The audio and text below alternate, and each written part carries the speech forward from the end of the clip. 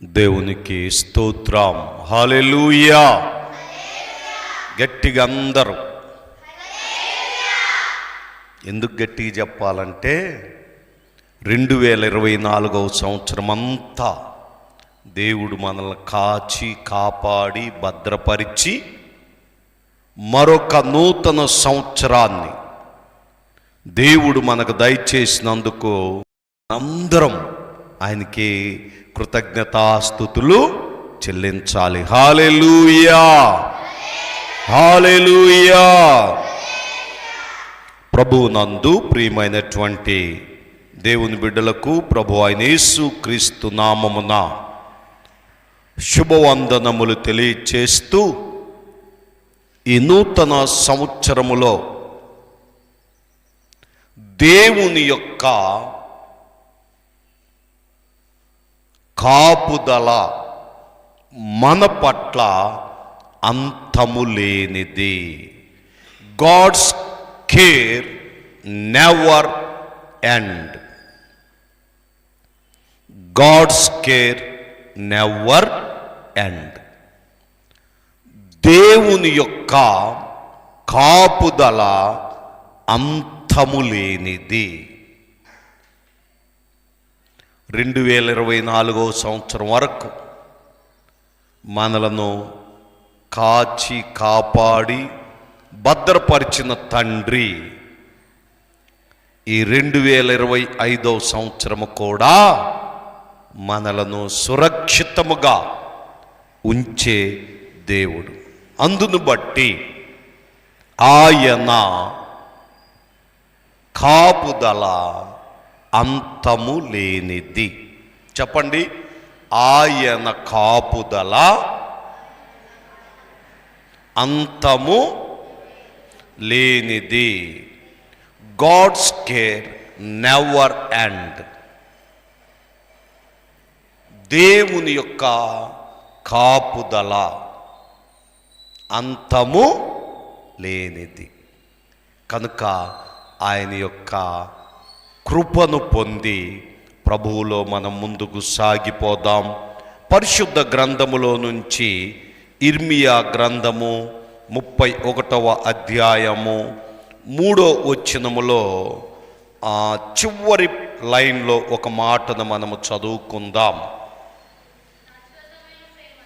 శాశ్వతమైన ప్రేమతో నేను నిన్ను ప్రేమించుచున్నాను గనుక విడువక నీ ఎడల కృప చూపుచున్నాను. దేవునికి స్తోత్రం. హల్లెలూయా.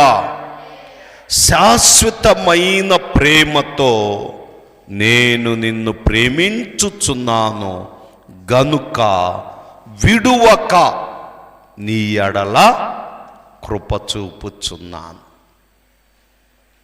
విడువక. మనము దేవునికి విరోధముగా పాపము చేసిన, దేవునికి వ్యతిరేకముగా మనము నడుచుకున్న, దేవునికి మనము దుఃఖము కలిగించిన, దేవుని పట్ల మనము అమర్యాదగా ప్రవర్తించిన ఆయన మనల్ని విడిచిపెట్టలా. ఆయన మనల్ని మర్చిపోలా. ఎన్నోసార్లు దేవునికి లోబడక, దేవుని మాట వినక మనము ప్రవర్తించినప్పటికీ, నడుచుకున్నప్పటికీ దేవుడు మనల్ని విడిచిపెట్టాడా? దేవుడు కనుక మనల్ని విడిచిపెట్టున్నట్లయితే ఈ పాటికి మనకి పరమాజీవము నాకు నీవా పాట పాడేసేవాళ్ళు. జ్వరం వచ్చినప్పుడు, రోగం వచ్చినప్పుడు, బలహీనతలు వచ్చినప్పుడు, శోధనలు తరుముతున్నప్పుడు, సాతాను వెంబడిస్తున్నప్పుడు, శత్రువు శోధనలు నీ ఎదుట నిలిచినప్పుడు ఆయన విడువక నిన్ను ప్రేమిస్తున్నాడు. ఈ 2025వ సంవత్సరం అంతా మనము ఆయన యొక్క కేర్లో, రక్షణలో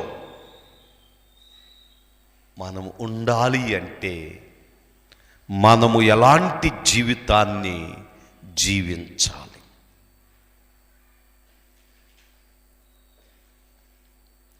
దేవుని యొక్క భద్రతను, దేవుని యొక్క సంరక్షణను, దేవుని యొక్క శాశ్వతమైన కృపను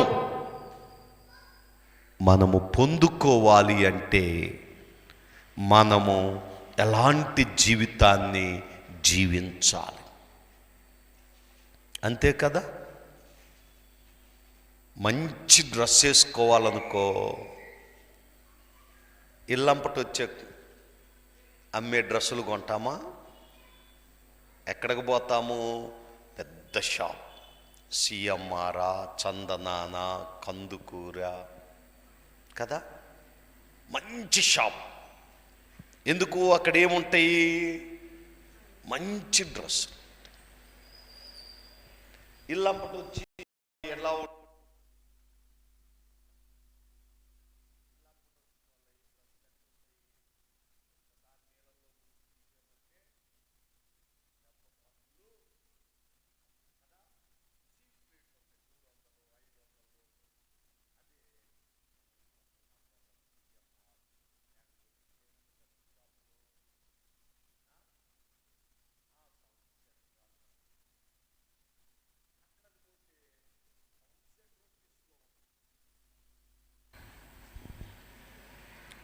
దేవుని యొక్క కృపను మనము పొందుకోవాలి అంటే మనము ఎలాంటి జీవితాన్ని జీవించాలి? నేను మీకు ఒక కథ చెప్పి ఆ తర్వాత వాక్యాన్ని అందిస్తా. Okay, are you ready? అనండి, are you ready? Are you ready? ఏమరా, తిన్నది అరగలేదు ఇంకా అనండిరా. Okay, right. ఒకానొక సముద్ర తీర ప్రాంతములో ఒక చిన్న పిల్లవాడు కొంతమంది కలిసి ఈ తీరము నుంచి అవతల తీరానికి వెళ్ళటానికి రెడీ అయ్యి వెళ్తున్నారు. పడవ మీద వెళ్తున్నారు. ఏమంటారు దాన్ని? పడవ. చాలా చక్కగా వెళ్తూ ఉన్నారు. సాయంత్రం 5 అయిపోయింది.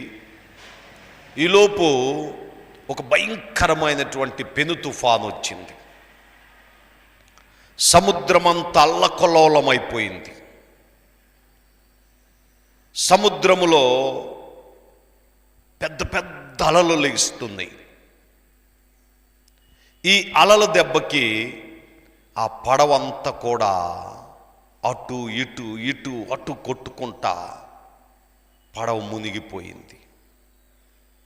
ఆ పడవలో ఉన్న వారందరూ సముద్రములో ఆ యొక్క కెరటాలకు, అలలకు ఎట్టుబడితే అటు కొట్టుకుపోయారు.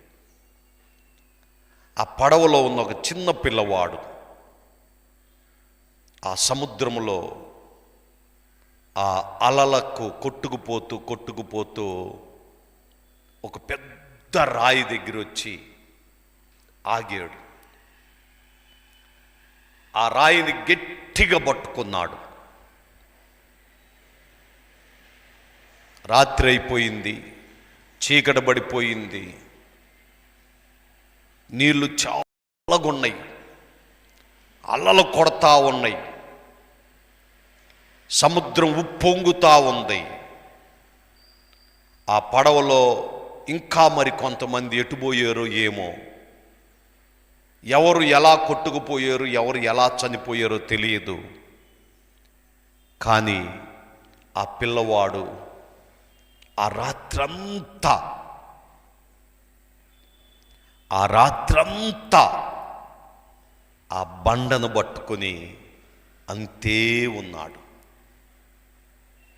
తెల్లారింది, సూర్యుడు వచ్చాడు, వెలుతురు వచ్చింది, చాలా చక్కగా అయింది. ఇంతలో పడవలో వెళ్ళిన వాళ్ళు ఇట్లా కొట్టుకుపోయారనే సమాచారం వచ్చేసింది. ఈ కోస్టల్ గార్డ్ పోలీసులు అంటారు, సముద్ర తీర వెంబడి పోలీసులు, మరి అయ్యో దీనిలో ఇంతమంది ప్రయాణం చేశారు, ఏమైపోయారు, ఎలా అయిపోయారని బోట్ వేసుకుని, ఒక స్టీమర్ వేసుకుని అంతా చూస్తూ ఉన్నప్పుడు ఒక పిల్లవాడు ఒక బండను పట్టుకుని గట్టిగా పట్టుకుని కనబడ్డాడు. వెంటనే వాళ్ళ ఆ పిల్లవాడి దగ్గరికి వచ్చారు, ఆ బండను పట్టుకున్న పిల్లవాడిని కాపాడారు. ఒడ్డుకు తీసుకొచ్చి అతను అడుగుతున్నారు, ఎంతమంది ఉన్నారు, ఏమైపోయారు అని. నాకు తెలియదు, ఎట్లా పోయారో తెలియదు, పడవ ఒక్కసారి మునిగిపోయింది, అందరం ఇటు వాళ్ళ మటు పడిపోయావు, నేనైతే ఆ బండను పట్టుకుని ఉన్నాను అని. ఒక అతను అడుగుతున్నాడు, మరి రాత్రంతా నీవు సముద్రంలో ఉంటే నీకు భయమేయలేదా? రాత్రంతా నీవు ఆ బండను పట్టుకోవడానికి నీకు ఎలా ధైర్యం సరిపోయిందంటే, ఆ పిల్లవాడు అంటున్న మాట ఏంటంటే, అందరూ నన్ను వదిలిపెట్టేశారు, కానీ రాత్రంతా ఆ బండ నా కోసమే అక్కడే ఉండిపోయింది. ఆ బండ కదల్లేదు, ఆ బండ చలికి ఏమాత్రం భయపడలేదు, ఆ బండ నన్ను విడిచిపెట్టలేదు. అందుకే రాత్రంతా నేను ఆ బండనే పట్టుకుని ఉన్నాను అని. ఈరోజు ఆ బండే మన ప్రభు అయిన యేసు క్రీస్తు. ఆ బండే మన ప్రభు, మన రక్షకుడు. ఎవరు మనల్ని విడిచిపెట్టినా, ఎవరు మనల్ని మర్చిపోయినా, దేవుడు మనలను విడిచిపెట్టడు. చూడండి ఒకసారి 91వ కీర్తన 11వ వచనాన్ని చదువుకుందాం.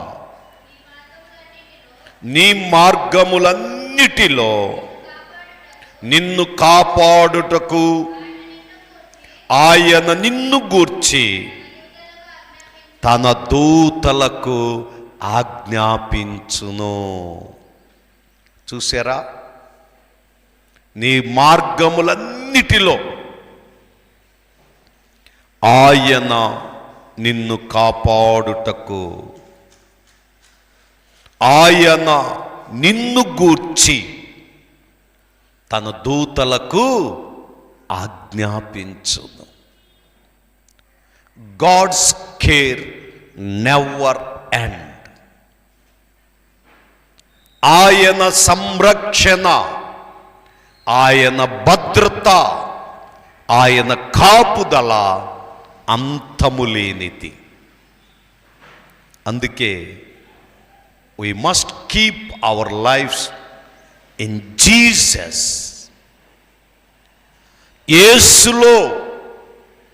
యేసుకు మన జీవితాన్ని అప్పగిస్తే ఆయన మన గురించి దేవదూతలకు ఏం చేస్తాడంట? ఆజ్ఞాపిస్తాడంట. What a great privilege to us. దేవుడు మనకెంత భాగ్యాన్ని ఇచ్చాడు. మీ అమ్మ తమ్ముళ్ళ గురించి అక్కగా చెప్పిదే, నేను బజారు వెళ్తున్నా, నేను వచ్చేదాకా అక్క మాటేనండి అని. అక్క ఏం చేసిద్దో తెలుసా? ముట్టికాయలు వేసిద్ది కదా, కొట్టిద్ది కదరా. చెప్పిన పని చేయకపోతే ఏం చేసిద్ది? ఆమె పెట్టుకున్న ఛానలే, ఆమె చూసేదే చూడాలంటది కదా. కానీ దేవుడు అలాంటి వాడు కాడు. ఆయన దూతలకు ఆజ్ఞాపిస్తే ఆ దూతలంట మన మార్గములన్నిటిలో, wherever you have to go, నీవేమి చేస్తున్నా సరే, నీవు ఎలా నడుస్తున్నా సరే, నీవు ఎలా మాట్లాడుతున్నా సరే, ఆయన దూతలంట నిన్ను కాపాడతాయి. నిన్ను ఏడవనియ్యవు, నిన్ను దుఃఖపడనియ్యవు, నిన్ను బాధపడనియ్యవు. నీవు ఏది కోరుకుంటే అది నీకు తీసుకొచ్చేస్తాయి. నీవు ఏది ఇష్టపడితే దాన్ని నీకు అందిస్తాయి. దేవుడు మన గురించి దూతలకు ఆజ్ఞాపిస్తున్నాడు. అలాగే మరొక వాక్య భాగాన్ని చదువుకుందాం. యెషయా గ్రంథము 40వ అధ్యాయము 29వ వచనమును చదువుకుందాం.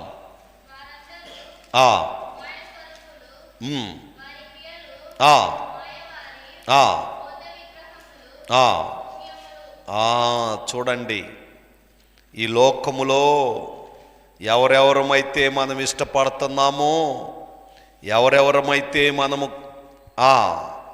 అనుకుంటున్నామో, వారందరంట మాయాస్వరూపులు.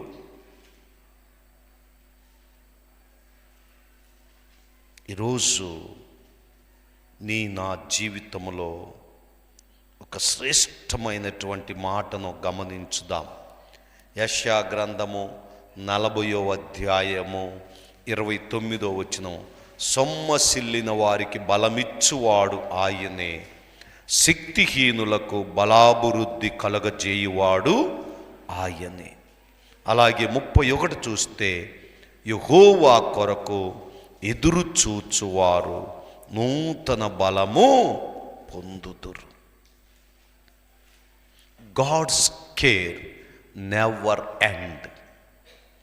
So we must submit our life to God.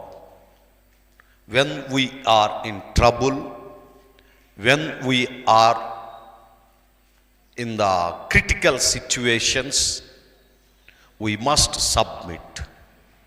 God never leave us. దేవుడు మనలను ఎన్నడూ విడిచిపెట్టేవాడు కాడు. అందుకే ఇర్మియా గ్రంథం 31వ అధ్యాయము 3వ వచనము, శాశ్వతమైన ప్రేమతో నేను నిన్ను ప్రేమించుచున్నాను గనుక విడువక నీ ఎడల కృప చూపుచున్నాను. విడువక, He never leave us. దేవుని యొక్క కాపుదల అంతము లేనిది అని నీవు నేను తెలుసుకుని మనలను ప్రభువుకు సమర్పించుకుందాం.